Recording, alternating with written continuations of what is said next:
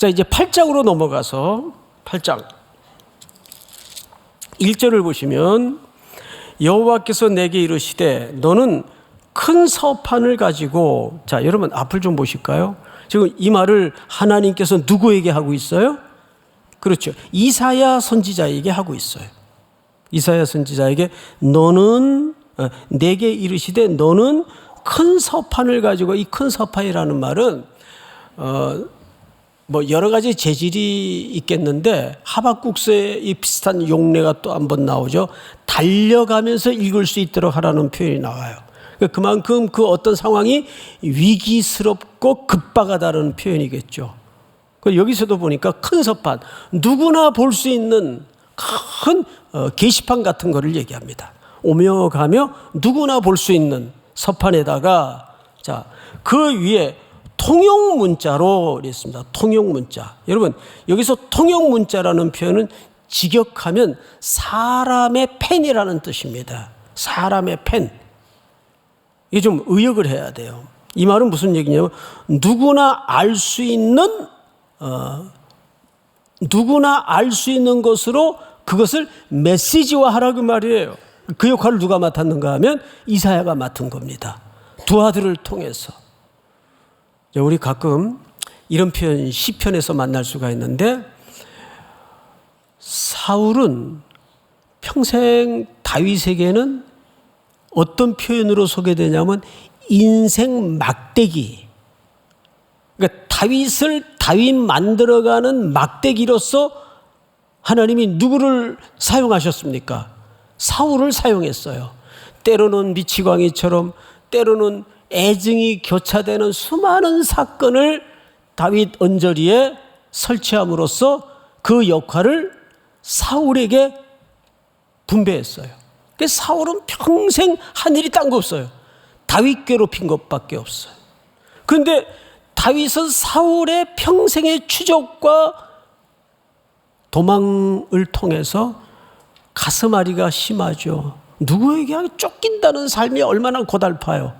때로는 벌판에서, 때로는 동굴에서 이슬을 맞으며 잠을 자야 되는데, 그 과정에서 다윗은 철저하게 하나님께 밀착되는 경험을 합니다.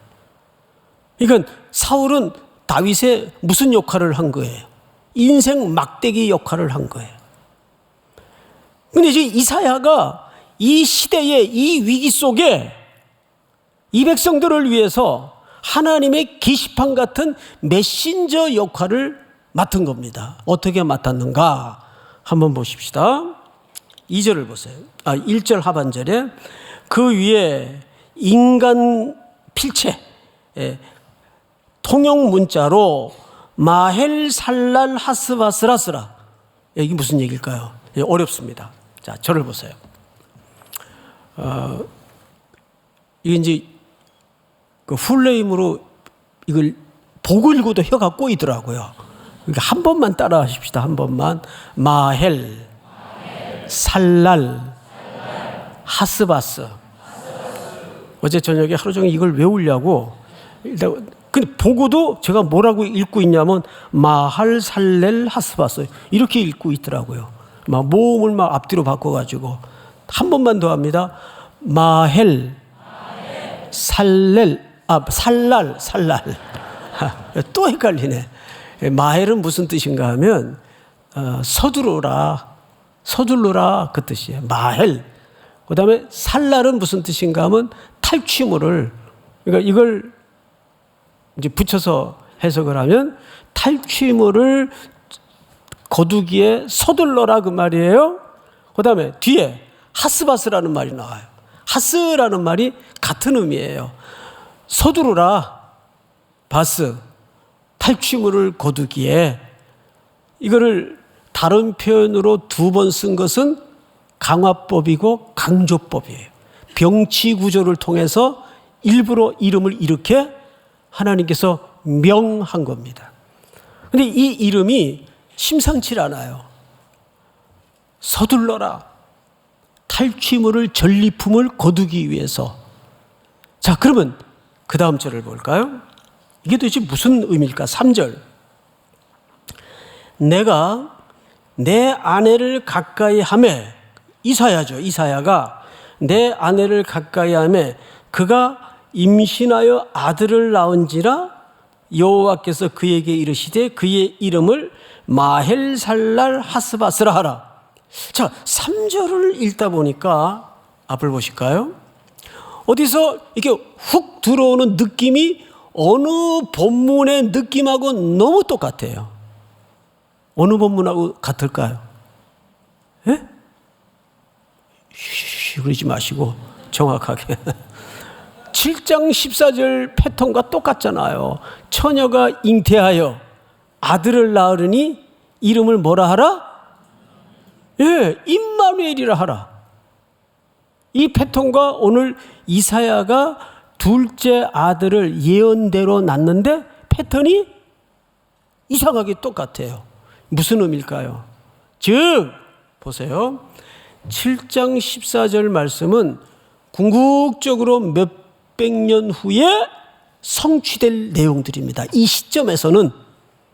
그러면 왜 그 패턴을 특별히 그 시대를 살아내고 그 백성들에게 하나님의 마음을 대변해야 될 이사야 선지자에게 똑같은 패턴의 사인을 아들을 낳도록 했을까요? 이것이 하나의 조각의 징조예요. 우리가 인생을 살다 보면 뭐 하나가 온전히 충만해지고 완성되기까지 그 이전에 마치 부호나 기호나 조각 같은 징조들이, 사인들이 반드시 있습니다. 그것만 바라볼 때는 이게 뭐지? 아마 이사야 시대 사람들도 그렇게 생각을 했을 거예요. 그런데 그것이 조금씩 시간 속에 쌓아지고 축적이 돼서 나중에 하나님의 큰 경영과 만나다 보면 어머나, 이것이 결국은 하나님의 긴 시간의 호흡과 흐름 속에서 완성되었던 과정이었고, 이 완성을 위해서 그런 진한하고 눈에 잘 볼 수도 없었고 이게 뭔지 알 수도 없었던 그런 하나님의 일하시는 시간이 진행되었구나. 여러분, 하나님의 일하시는 방법은요, 반드시 시간 속에서 일하시는데 특징이 있어요. 그게 잘 안 보여요. 눈에 안 보여요. 왜? 미미하기 때문에. 그리고 그러다 보니까 그걸 잘 알 수가 없어요. 그런데 중요한 건 뭐냐면 그렇게 보여지고 느껴지는 시간 속에서도 하나님은 일하세요, 안 하세요? 하나님은 힘있게 그분의 열심으로 일을 하시고 계신다는 뜻입니다. 여러분, 이거 왜 중요하냐면, 그래서 우리 성도들은 오늘의 사소하고 시시콜콜하고 자질구레한 이 일상의 모든 일들이 그냥 지나칠 일들이 있을까요, 없을까요? 결코 없습니다. 우리가 보통 미셔널 처치 하는데 이것이 어떤 아주 고상한 신학의 세계가 아니에요. 즉 미셔널 처치라는 것은 우리가 형태적으로만 봉사하고 헌신하던 영역에서 이제 그걸 넘어서서 우리의 존재론적인 싸움으로 들어가야 된다고요. 내가 아빠로서 사는 게 뭐냐? 내가 직장에 부장으로서 사는 삶이 뭐냐? 봉사를 정해봐라 그러면 우리 그리스도인들은 또 헌신을 정해봐라 그러면 신앙이 뭐냐? 정해보라 그러면 아주 그 형태적인 주제들이 나옵니다. 11조하고 새벽기도 안 빠지고 예배 안 빠지고 찬양대하고 주차봉사하고 식당봉사하고, 예, 물론 그것도 아주 귀중하고 소중한 헌신이에요. 그런데 그런 아주 형태적인 헌신 말고 이 헌신이 우리의 자질구레한 일상과 존재론적인 싸움으로 들어가면 헌신의 영역은 훨씬 커져요, 더 좁아져요? 훨씬 더 커지는 겁니다. 내가 엄마로서 사는 것이 뭔가? 내가 신자인데 아빠로서 사는 것이 뭔가. 이렇게 건물마다 층층마다 십자가의 붉은 숲을 이루고 공동묘지 기수보다 예배당이 더 많은 시대에 점점 교회는 왜 세상으로부터 이렇게 비난의 대상이 되어갈까? 어디에 문제가 벌어진 걸까? 예, 바로 이 대목에서 우리가 답을 갖고 있지 못하기 때문에 그래요. 그러니까 교회에 와서 교회에 맞는 성도로서의 삶은 잘해요. A뿔이에요, A뿔. 그런데 그 그리스도인으로서 존재론적인 삶으로 들어가면 그죠? D에서 왔다 갔다. D는 과락이에요, 과락. 그 C뿔 정도. 너무 점수가 박한가요? 예? 여러분, 다시 말해서 하나님은 텅 빈 시간이 없어요. 우리의 조밀한 시시콜콜한 사정과 상황과 시간 속에서도 그분은 그분의 경영을 이루어 가십니다. 요셉을 잘 보세요. 7 나이에 꿈도 못 꿨다가 형들한테 미운 털 베껴가지고 끌려가고 팔려가고 평생 수동적으로 떠밀려 다녀요. 돌아다녀요. 심지어는 먼 나라까지 끌려갑니다. 그걸 겪을 때만 해도 이게 내 인생이 무슨 의미인지, 왜 내가 이렇게 억울한 일만 겪어야 되는지, 이게 조각 같은 상징들이었기 때문에 잘 몰라요. 근데 언제 하나님의 하나의 그림을 본 겁니까? 형들이 머리를 조아렸을 때야. 이게 하나님이 하신 일이었구나. 그 하나님의 경영에 눈이 열어지고 떠지니까 가해자도 피해자도 큰 의미가 없어지더라고요. 하나님이 하신 일인데 내가 용서하고 자식할 게 없더라고요. 모든 담이 무너지는 거예요. 그래서 얼마나 아이러니가 벌어지냐면 평생 요셉을 때리고 박해하던 사람들이 또 박해받던 사람이 박해하는 사람들을 먹여 살려요. 그렇죠? 다 거꾸로 됩니다. 먹여 살려요. 놀라운 역사의 아이러니죠. 지금 이사야는 이 절망의 시대에 모든 유다와 아스 왕이 끝났다. 징조고 뭐가 아무 의미가 없다. 혹시 우리는 그러지 않아요, 여러분? 아유, 목사님, 지금 상황이 다 끝난 건데, 지금 여기서 더 어떻게 하겠어요? 하나님 말씀이 여기 지금 소용없어요. 현실은 현실이에요. 안 그래요? 그러잖아요. 말씀은 교회 안에서만 말씀이지, 말씀이 현실이 되지 않잖아요. 지금 아스가 그런 겁니다. 아니, 게임 끝난 건데, 이미. 징조 같은 거 있어봐야 무슨 소용이 있어요. 그러자 이사야가 다윗의 집을 언급합니다. 다윗의 집은 왜 언급했을까요? 아스를 아스라고 말하지 않고 다윗의 집이요 그래요. 하나님의 언약을 붙잡으라 그 말이에요. 예? 상황을 바라보지 말고 상황 넘어 너를 향해 다가오시는 하나님의 약속을 붙잡아라 그 말이죠. 믿습니까? 이제 그 역할을 위해서 이사야가 인간 글씨가 되고 시대의 게시판이 됩니다. 시대의 서판이 돼요. 그러니까 여러분들은 이 시대에 하나님의 글씨가 되고 메시지가 돼야 돼요. 그렇지 않아요, 여러분? 예? 그러니까 내가 일상에 던져져서 살아낼 매일의 삶의 현장이 거기가 선교지고 그게 미셔널 처치예요. 성경을 다시 보십시다. 4절 우리 한번 같이 읽어볼까요? 시작. 이는 이 아이가 내 아빠 내 엄마라 부를 줄을 알기 전에 다메섹의 재물과 사마리아의 노량물이 아수르 왕 앞에 옮겨질 것임이라 하시니. 네, 여기서 뭘 암시하고 있죠? 전쟁이 벌어지고 모든 것들이 빼앗겨 갈 것을 암시하고 있어요. 마헬 살랄 하스바스, 노량물들을 탈취하기에 서두르라. 이런 일들이 벌어질 것을 암시하고 있어요. 자, 그런데 하나님은 7장에서 소개 안 했던 첫째 아들의 이름을 주목해 볼 필요가 있는데, 자, 7장 3절을 좀 볼까요? 그때에 여호와께서 이사야에게 이르시되 너와 네 아들 스알 야수브 남은 자가 돌아온다.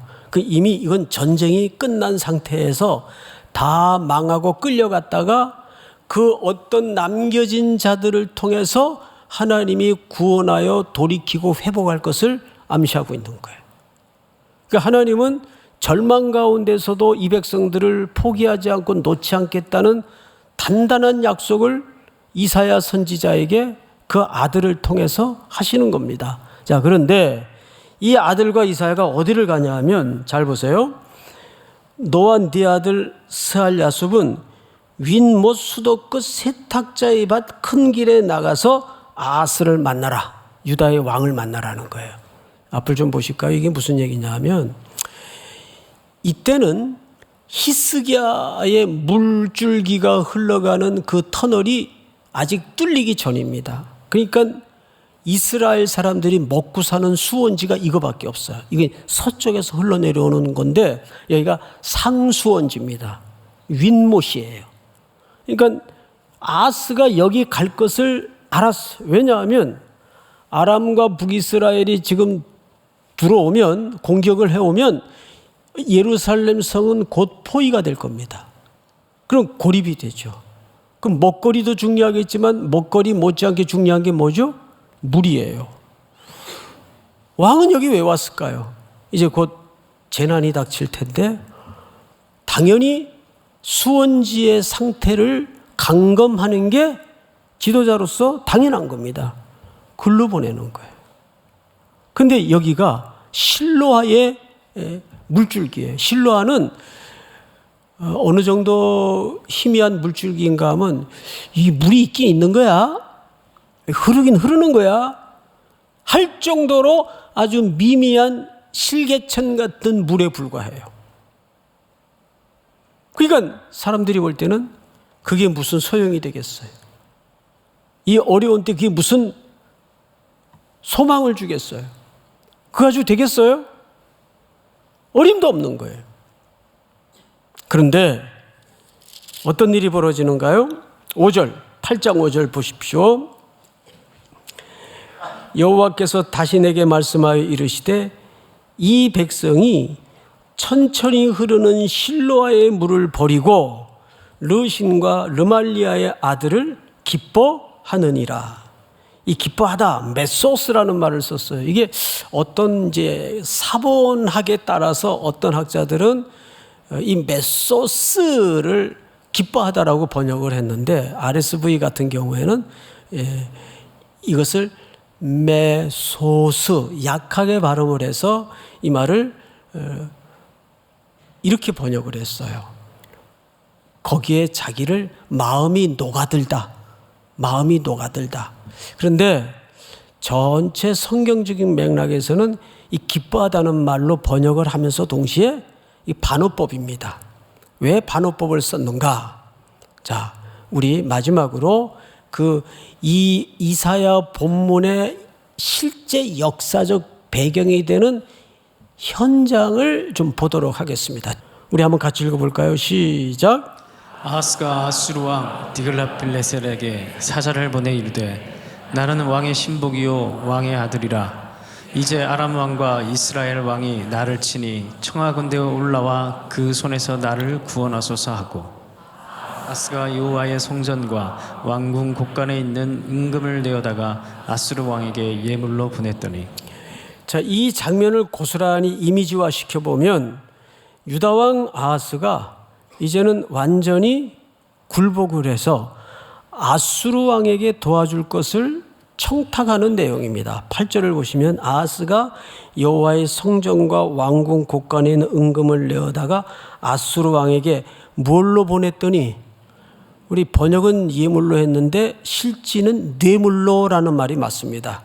이렇게 적합한 그 번역은 뇌물로 보냈더니 그러면 이 말 자체가 이미 대의를 따르는 데를 선택하지 않고 대세를 따르는 것으로 선택을 했어요. 그러니까 겉으로 볼 때는 아하스가 아수르 왕을 기뻐하는 것처럼, 이 말은 그러니까 반어법이에요. 서로가 연애하는 것처럼, 즐거워하는 것처럼 보냈다 그 말이에요. 그러니까 이것이 아하스의 어느 날 갑자기 변한 태도가 아니라 이미 오랜 세월 축적되어 온 하나님을 떠난 말씀을 경외시하지 말씀을 떠난 결과물입니다. 그러나 하나님이 여기에 위대한 반전을 준비하시죠. 이사야 8장 8절을 보세요. 이사야 8장 8절, 흘러 유다에 들어가서 가득하여 목에까지 미치리라.